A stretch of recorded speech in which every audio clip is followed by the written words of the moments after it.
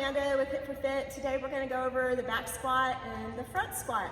So first, before we even start, I want to talk about taking the bar off the rig with intention. So your lift starts before you even touch the bar. You need to think about what you're going to do and create tension. So Ashley's going to turn and face the bar. She's going to place her hands about thumb width from her shoulders onto the bar. And then she's going to step directly under the bar and get that weight with her. We're doing back first. She's going to step under the bar and get that weight, the bar weight, actually over her midline, right here.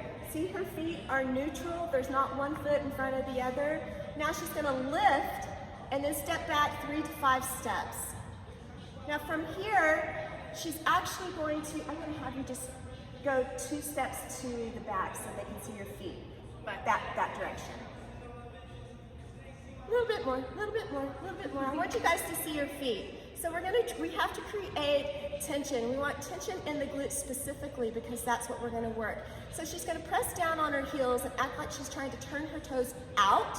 That is going to engage her glutes, your posterior chain. Now from here, she's gonna control and suck in her abs, get some tension there. Her chest is upright, and she's gonna lean back first with her hips, and then drive her knees wide, keeping that chest up, coming down to her hips or below her knees, driving those knees out, and with her chest up, she's gonna come right back up.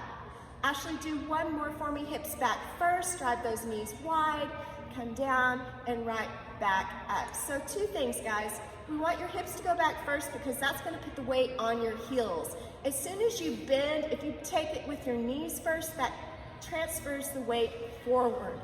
That is not a healthy position for your knees. So hips back first, drive your knees wide, come down. Good. Okay, Ashley, come back over here. Go ahead and rest the bar.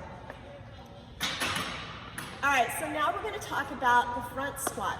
So basically the bottom part of the front squat is the exact same as the back squat. You'll drive your hips back, knees wide, come down, hip crease below your knees, and come up.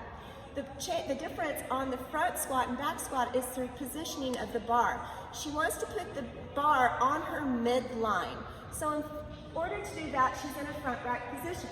So before she even takes the bar off the rig, she's in that front rack position. Elbows are up high, bar is on her midline. She's squeezing her elbows together, but at the same time pulling her shoulder blades together to create that tension. Now she'll stand up, so the bar's still on her midline, step back 2 to 3 steps, keep that core engaged and tight, screwing those heels down into the ground, elevated here, midline distribution for the bar, hips go back, chest stays up, hip crease down below her knees, leading with her elbows, she comes up. So just a couple of more here.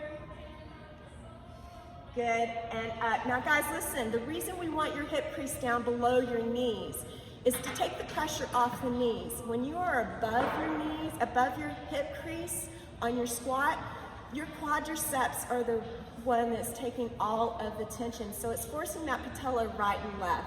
As soon as you take your hip crease down below your knees, your hamstrings start to engage, and it's equal pressure on that patella between your quadriceps and your hamstrings, and it keeps that patella, which is that little bone in the front of our knee, stable. It doesn't move right and left. So that's the reason why we want your hip crease down below your knees. All right, guys, thanks for joining us. If you have any questions, reach out to us.